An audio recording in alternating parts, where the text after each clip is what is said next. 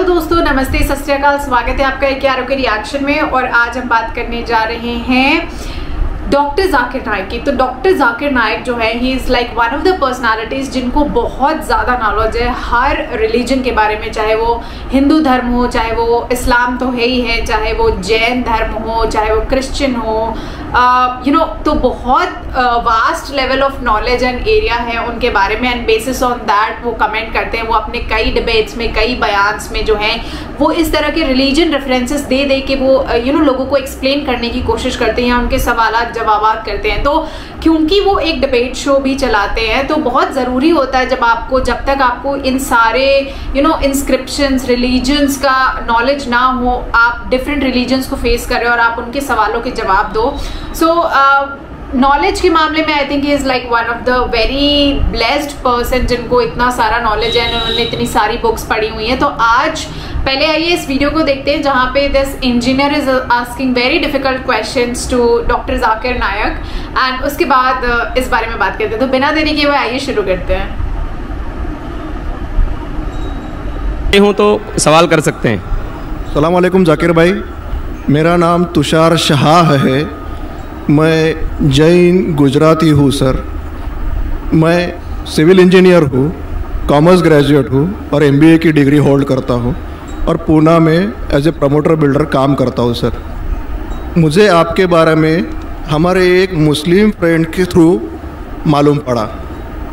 उन्होंने आपका एक CD मुझे दिया जो कि वेज और नॉन वेज के ऊपर आपका डिबेट था सर, और वो आपने जैन लोगों के साथ किया था।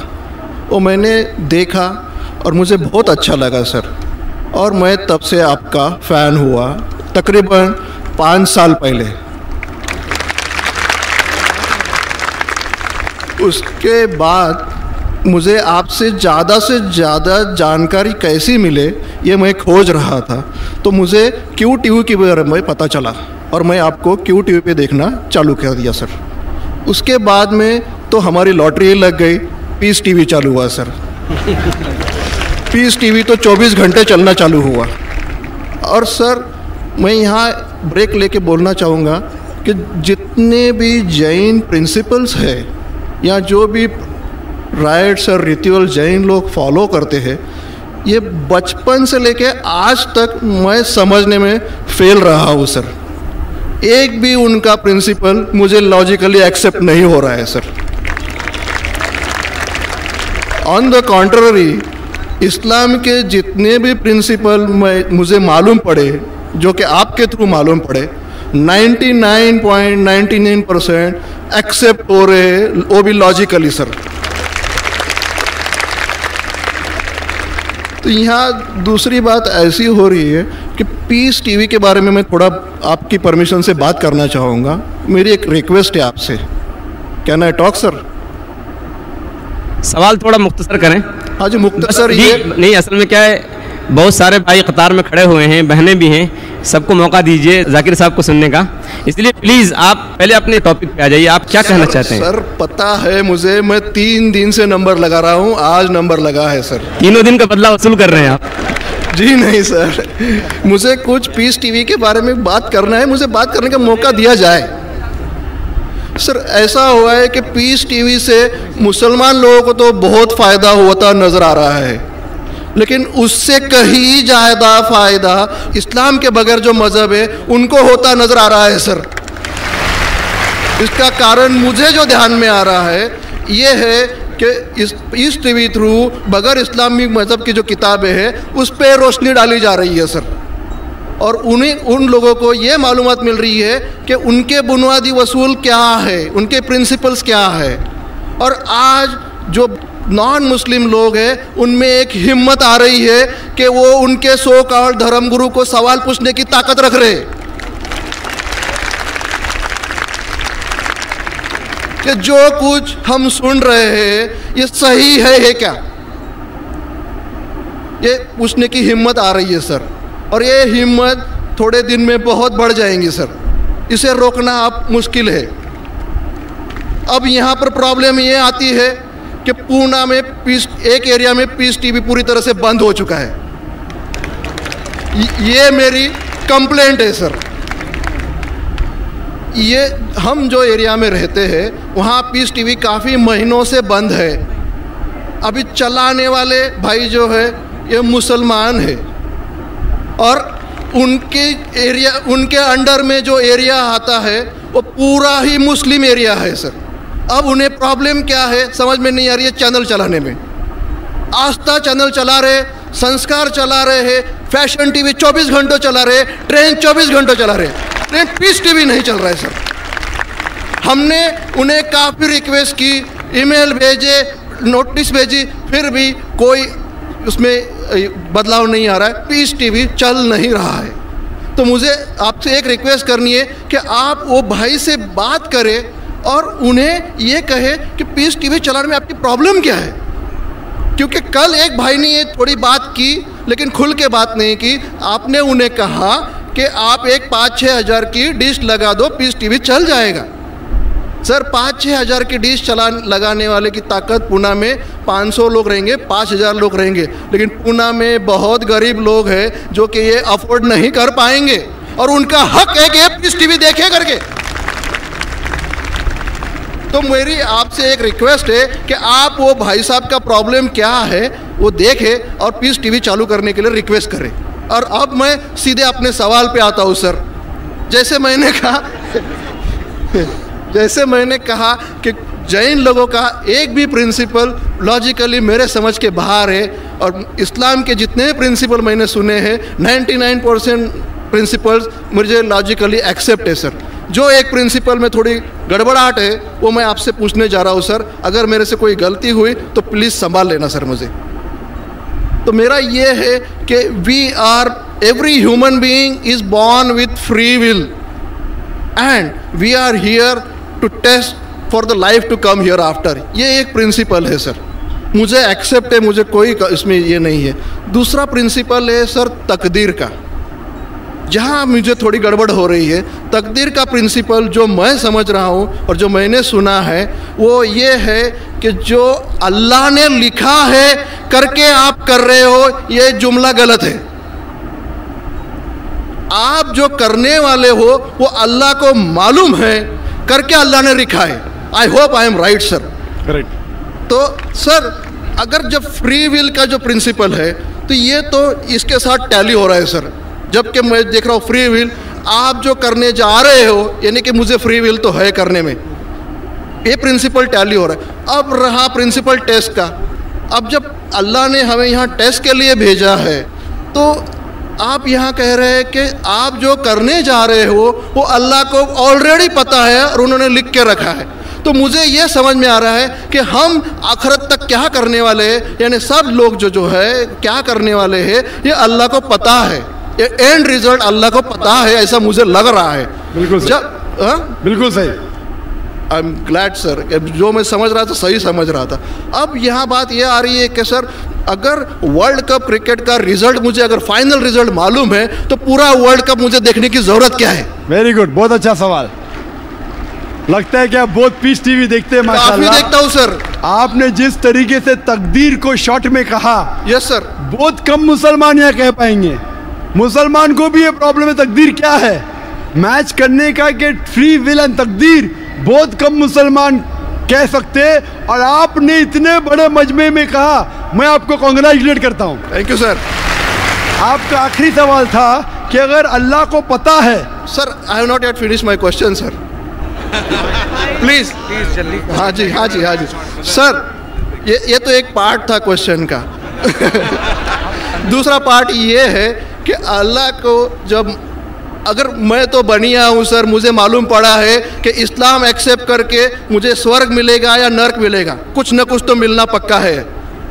अब ये सब खेल में अल्लाह को क्या मिल रहा है ये मैं जानना चाहता हूँ सर। बहुत अच्छा सवाल। ये दूसरा सवाल है मेरा। और तीसरा, दोनों सवाल का जवाब दूंगा, तीसरा मत पूछिए सर। शॉर्ट ये नहीं तो लोग मुझे कहेंगे कि मैं ना इंसाफी। नहीं, इसी कनेक्टेड है सर, इसी से कनेक्टेड है। और सिर्फ आउट ऑफ क्यूरियोसिटी पूछ रहा हूँ, आप देना चाहे दे सकते, नहीं देना चाहे नहीं दे सकते।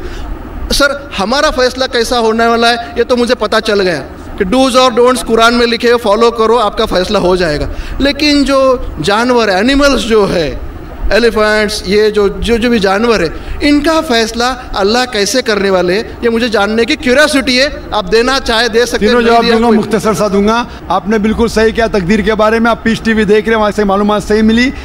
आपके जो 3 सवाल थे, पहला सवाल तक अल्लाह जब जानता है ये सब होने वाला है तो ये खिलवाड़ क्यों होता है ना, कठपुतलियाँ। जब अल्लाह ताला सब जानते हैं तो हम लोग क्यों ये रचा रहे ड्रामा?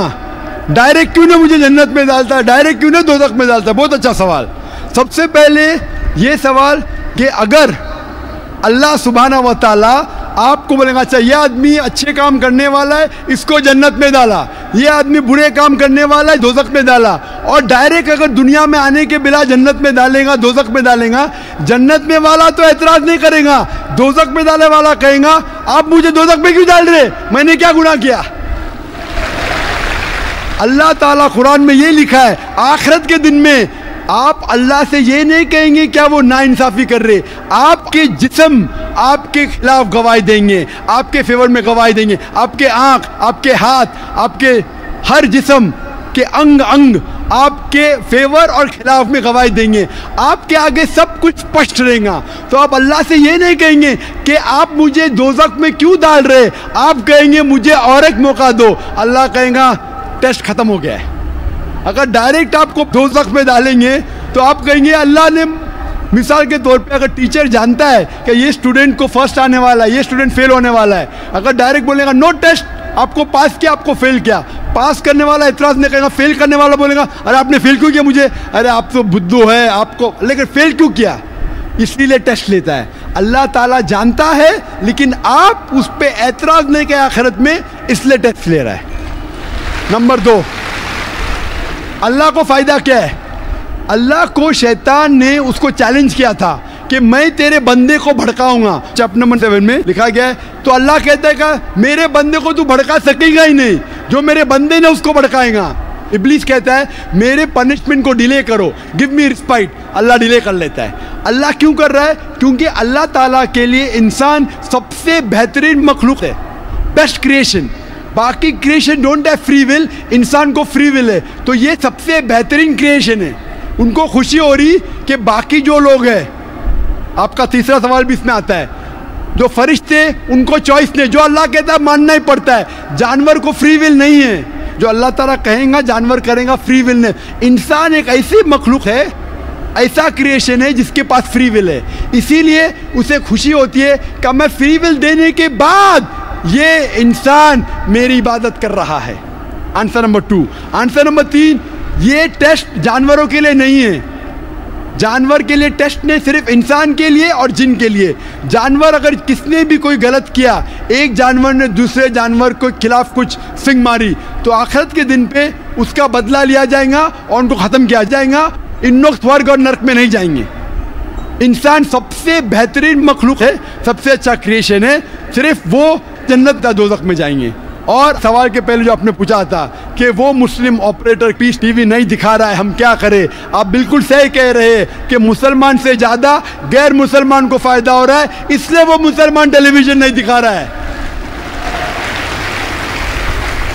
और मैं कहता हूँ ना, कुछ लोग नाम के मुसलमान रहते, पैसे के रहते, वो बाकी चैनल शायद उन्हें पैसा देते, हम किसको पैसा देते नहीं। हम ना पैसे से किसी को खरीदते, ना किसी को इस्लाम फैलाते, ना चैनल को पैसा देते। गॉड टीवी जो क्रिश्चियन चैनल है, इंडिया में हर साल 28 करोड़ रुपीस दे, 28 करोड़ सिर्फ केबल ऑपरेटर्स को पैसा देती है। 28 करोड़, 28 करोड़, वो बजट भी नहीं सिर्फ इंडिया में दिखाने के लिए। हम पीस टीवी बोलते हमारा अमन का टीवी, हम आपको 1 रुपया देंगे नहीं, दिखाने का दिखाओ, नहीं दिखाने का मत दिखाओ। तो ये लोग पैसे के पुजारी, अब्दुल्ला ने अब्दुल रुपया है, ये मुसलमान हो ही नहीं सकता, जो भी है, मैं जानता नहीं कौन है। और आपको सजेशन, आप क्या कीजिए, बॉयकॉट करो उनको, बॉयकॉट करो, आप पर्चा निकालो, जो पीस टीवी नहीं दिखाता है हम केबल टीवी नहीं लेंगे। मैं जानता हूं कि बहुत से गैर मुसलमान केबल टीवी पे पीस टीवी दिखाते, जो केबल टीवी ऑपरेटर, मुझे पूना से कहा गया है, बहुत से गैर मुसलमान दिखाते, ये लोग सिर्फ नाम के मुसलमान हैं। इन लोग पीस टीवी देखेंगे तो सही लाइन पे आएंगे, खुद भी देखते नहीं और दूसरे लोग को देखने नहीं देते। मैं क्या कहता हूँ, अगर नहीं देखते आप बिल्डिंग में, एक बिल्डिंग में डिश लगाओ, एक डिश का खर्चा 5,000 है, वायर दो, वायर का 100 रुपया और या 200 रुपया और 600 रुपया और 5,500 में 10 लोग देख सकते हैं। एक आदमी कितना देगा? 500 रुपया। आप जो केबल ऑपरेटर को फीस दे रहे हैं ना, 250 रुपया 300 रुपया, वो भी बंद हो जाएगा। हमारा फ्री चैनल है। 5,000 रुपया खर्चा करो, 1,000 रुपया वायरिंग के लिए, 6,000 में 10-15 लोग देख सकते हैं। 600 रुपया 300 रुपया खर्चा आएगा, सही है ना? और मैं कहता हूँ कई लोग ने खुद का केबल शुरू किए, ये मुसलमान नहीं दिखा रहा, उसको छोड़ दो। और वही मुसलमान, आज मेरा मैनेजर कह रहा था, एक केबल ऑपरेटर में जानता नहीं, हमारा टीवी दिखाता नहीं, लेकिन लाइव टेलीकास्ट दिखाना चाहता है। तो मेरे मैनेजर मंसूर भाई ने कहा, अजीब बात है, आप हमारा केबल दिखाते नहीं, बोलते पुलिस परमिशन देती नहीं, कि आज आपको पुलिस परमिशन मिली? चुप हो गया। फिर भी मैंने कहा मैनेजर से दिखाने दो, अल्लाह उसको हिदायत दे। दिखा रहा है कि अब लाइव टेलीकास्ट दिखाने का। लाइव टेलीकास्ट तो और डिफिकल्ट है, पीस टीवी पे सब एडिट होता है, यहाँ कोई गलत चीज़ कह दिया तो सब लोगों को सुनने में आएगा। तो पीस टीवी पे 3-4 बार देखा जाता है, कुछ गलत नहीं, कोई किसी के खिलाफ बात नहीं कर रहा है। लाइव में तो कोई भी बात कर सकता है। फिर भी मैं सिर्फ दुआ कर सकता हूँ कि अल्लाह इस मुसलमान को हिदायत दे, और आपसे दरख्वास्त कर सकता हूँ कि आप शुरू कीजिए, आपके साथ और लोग आपका साथ देंगे, और इंशाल्लाह ऐसे लोग का केबल चैनल ही बंद हो जाएगा फिर। सर मैं कोशिश करूँगा सर। और मैं दुआ करता हूँ कि आप जैसा कहा कि 5 साल से आप मेरी तकरीर सुन रहे हैं, और आपको लगा कि आप जो कहते हैं कि धर्मों में गलत बातें होती है, और ये मेरा हमेशा कहना है, हर धर्म के ठेकेदार से कहो, ये बात सबूत से पेश करो, चाहे हिंदू धर्म हो, जैन धर्म हो, ईसाई धर्म हो या इस्लाम हो, सबूत पेश करो। कुरान में लिखा है कहने, हदीस में लिखा है कहने। और मैं दुआ करता हूँ कि अल्लाह ताला आपको हिदायत दे, आपको सही रास्ता दिखाए। तो दोस्तों देखा, नॉलेज मुझे लगता है फिर बहुत ज़रूरत है, और वही उन्होंने समझाने की यहाँ पे कोशिश की है। दैट इज़ वाई वी से कि knowledge is really important and one should have knowledge. कभी भी हम किसी भी चीज़ के बारे में बोल रहे हों, समझने की कोशिश कर रहे हो, तो उससे पहले it's always better to have the complete knowledge rather than having incomplete knowledge. और कई जगह ये कहा भी गया है कि incomplete knowledge is quite dangerous, कि अगर आपके पास नॉलेज ना हो वो चल जाएगा, लेकिन आधी अधूरी नॉलेज जो है वो जानलेवा साबित हो सकती है। तो शायद इसीलिए कहते हैं, जिस तरह से उन्होंने आंसर्स करे और जो क्वेश्चंस भी पूछे गए जो उन्हें नहीं समझ में आ रहे थे, तो कहीं ना कहीं नॉलेज का इसमें मैं कहूँगी बहुत बड़ा गेम है। आपको क्या लगता है, आपके क्या कमेंट्स हैं, वो ज़रूर मुझे कमेंट में शेयर करके बताइए, जो भी आपके views and opinions. And thank you so much कि इतनी इन्फॉर्मेटिव वीडियोज़ आप लोग मुझे सजेस्ट कर रहे हैं, एंड मैं उन पर रिएक्ट कर रही हूँ। बहुत अलग अलग डिफरेंट लेवल की नॉलेज एक्सप्लोर हो रही है, इकट्ठा हो रही है, बहुत अलग अलग चीज़ें पता चल रही। तो thank you, really thank you for all this. And मैं मिलती हूँ आपसे अगले वीडियो में, तब तक के लिए खुश रहिए, मुस्कुराते रहिए, अच्छी सेहत रखिए, अपनी फैमिलीज़ के साथ एंजॉय करिए, अपना ध्यान रखिए, और सब्सक्राइब करिए, शेयर करिए KRO के रिएक्शन को। मेरे साथ इसी तरह जुड़े रहिए, और हम मिलते हैं अगले वीडियो में। तब तक के लिए जय हिंद, नमस्ते, सत श्री अकाल।